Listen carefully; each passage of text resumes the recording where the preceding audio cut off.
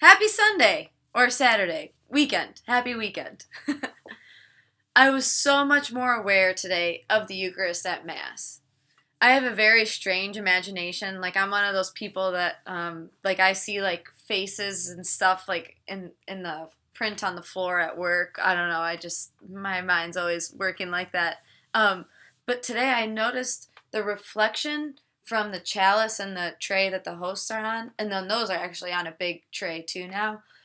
There was a reflection from that up onto the ceiling at the church. It was like this big light. It took up a lot of the ceiling, shining right from the altar, straight up from the reflection of the light.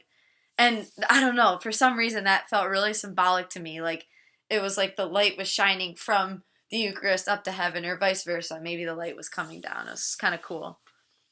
I did go up and check out the gifts before Mass.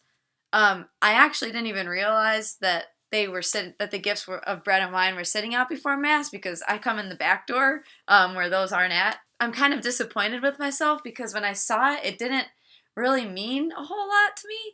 And the more I thought about it then, I think that maybe that's because I know that it hasn't yet, it's still bread and wine, and it hasn't been blessed and transformed yet by the priest into the body and blood of Christ. So I don't know, that's kind of the conclusion I came up with that. Today was the kickoff of Catholic Schools Week, so it was really cool because a bunch of the kids from St. Joe's School brought the gifts up.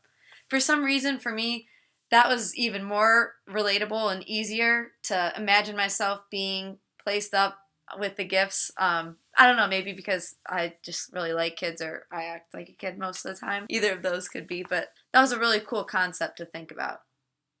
I love the idea of surrendering to God at the altar.